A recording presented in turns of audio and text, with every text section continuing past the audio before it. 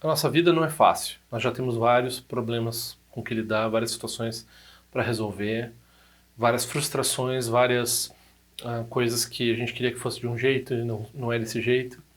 E daí vem o Dharma. O Dharma, no início, ele pode parecer uma nova fonte de frustração, uma nova fonte de problemas que a gente não precisava em primeiro lugar. Porque isso se dá devido aos nossos obstáculos, à nossa falta de mérito e assim por diante. Por outro lado, sem o Dharma não tem chance. Então, qual é a dica para lidar com a urgência de buscar o Dharma, né? E como aumentar essa urgência e como levar isso a cabo.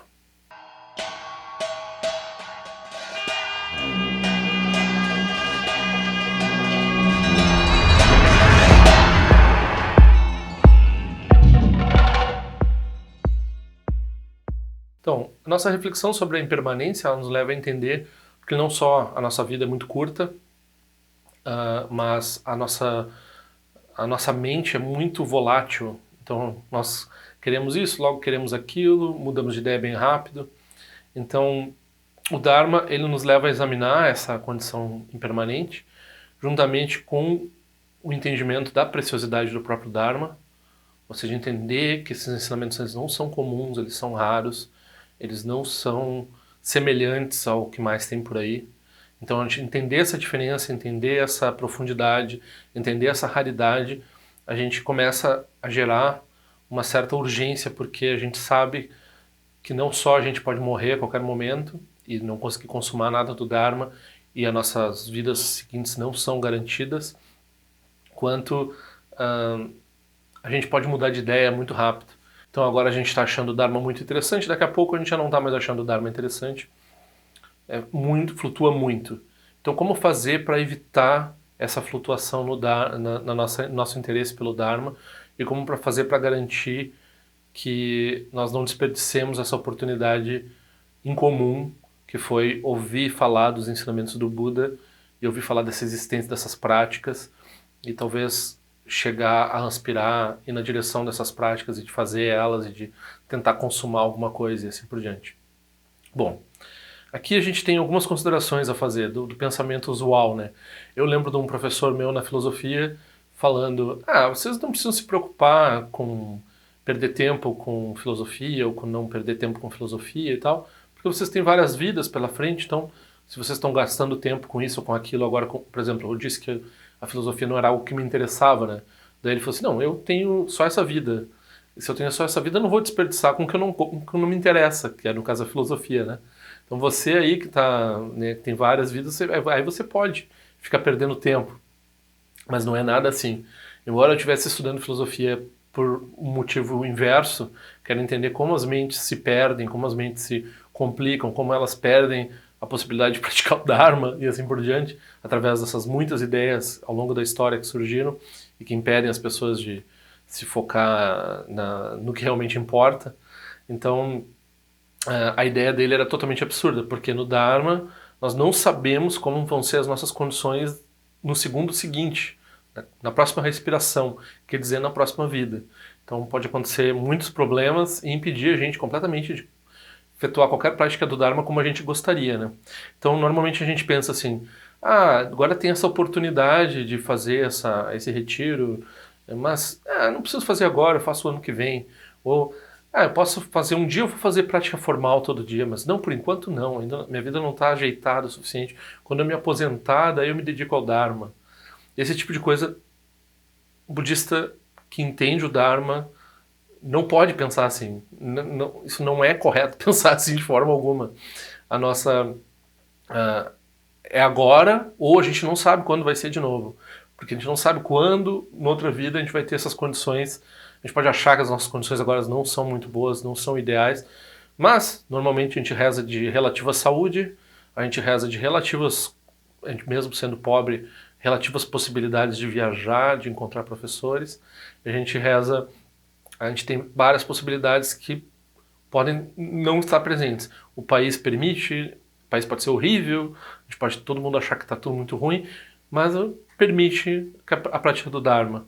Então a gente não está num ambiente de guerra, não está sem alimento, não está sem condição nenhuma de encontrar o Dharma, a gente pode encontrar o Dharma.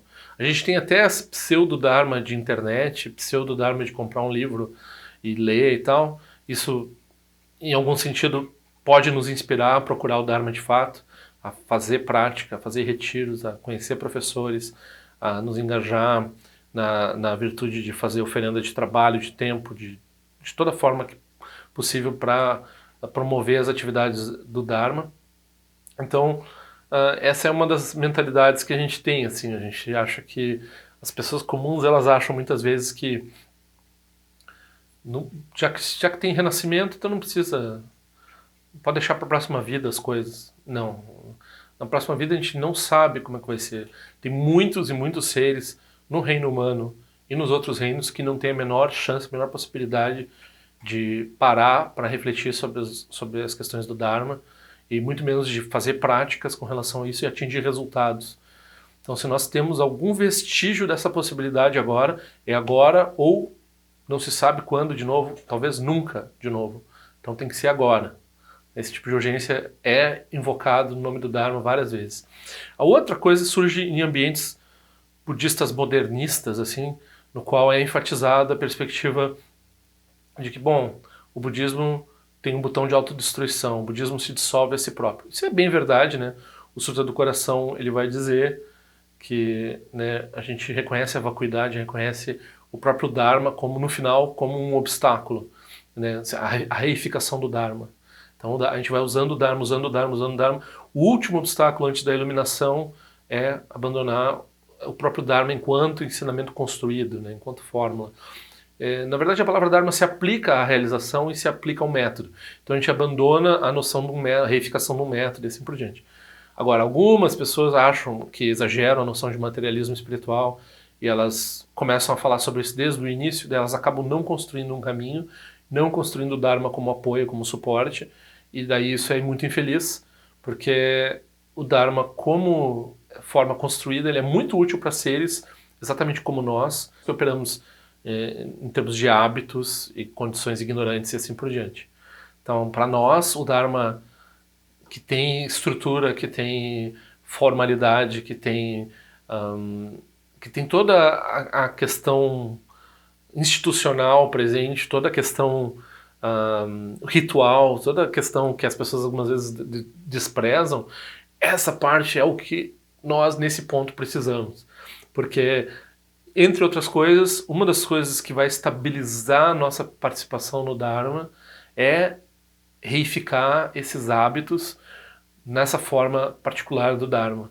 Então, a gente faz uma autolavagem cerebral, porque a gente sabe que a gente pode mudar de ideia logo em seguida. Então a gente não vai trair a si próprio com coisas que a gente acha piores, né? Então a gente vai garantir desde já que o Dharma fica em primeiro lugar. E como é que a gente faz isso? A gente faz repetição, a gente faz prática, a gente renova hábitos, renova votos, fortalece aspectos ligados a esse aspecto não intelectual, mas publicitário, né? Esse aspecto de mover as energias do corpo, as energias da mente na direção do Dharma. Então a gente vai fortalecendo essa conexão ao máximo. Então não é a hora de dizer assim, não, nós não precisamos construir um Dharma, não precisamos do Dharma construído, não precisamos de nada fabricado, não precisamos, vamos todo mundo, sei lá, daí ainda cria uma ilusão da meditação silenciosa como uma coisa mais pura, menos formal e assim por diante.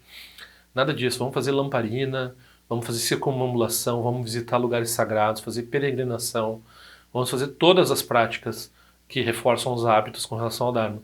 Aí a chance diminui de que a gente perca essa estabilidade, esse momentum de prática que a gente tem nesse momento, essa possibilidade que pode ser única de atingir esses resultados. Tendo atingido esses resultados, para quê? Por que a gente está atrás do Dharma? Só para, sei lá, resolver certos problemas na nossa vida? O Dharma provavelmente não resolve os problemas da sua vida, provavelmente ele adiciona os problemas na sua vida. O Dharma ele resolve o problema final, o problema existencial, e não é para você, é para você e para todo mundo. Você vai gerar um exemplo, vai ser um farol para os outros. Então você vai gerar um exemplo para os outros do que é solucionar definitivamente as coisas, que é o que o Buda fez. Então nossa inspiração nós queremos ser como o Buda. Outras religiões vão dizer que a gente pode imitar Jesus em atos e palavras, mas imitar o que ele realmente é blasfêmico, assim, não pode, porque ele é um ser diferente, superior, é separado de nós, né? No budismo, o Buda é o que nós podemos ser, o que nós queremos ser. Então, não é nada blasfêmico querer ser que nem o Buda.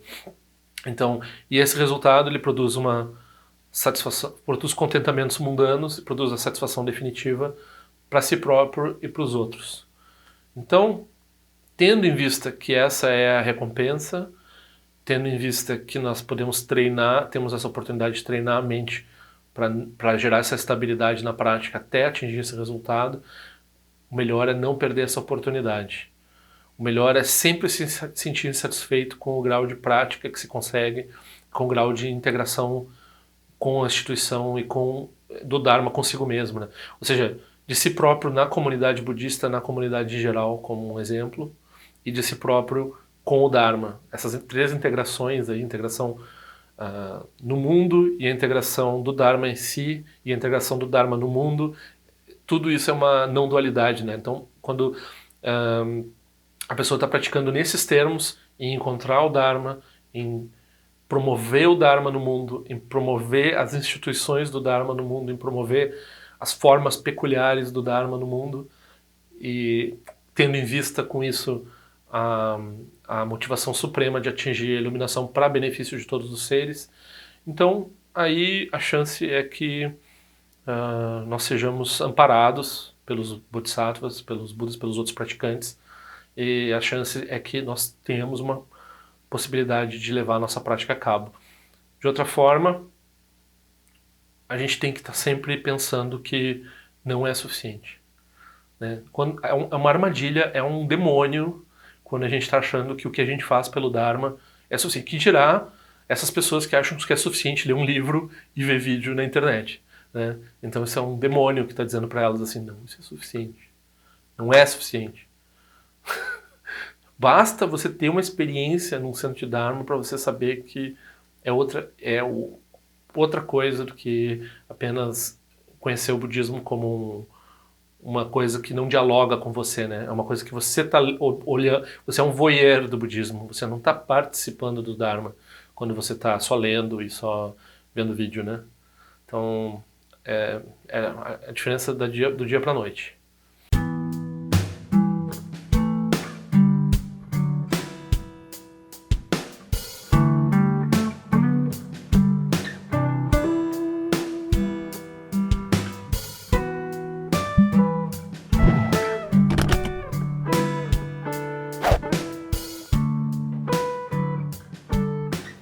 Ei, não esquece de se inscrever no meu canal, é importante para mim.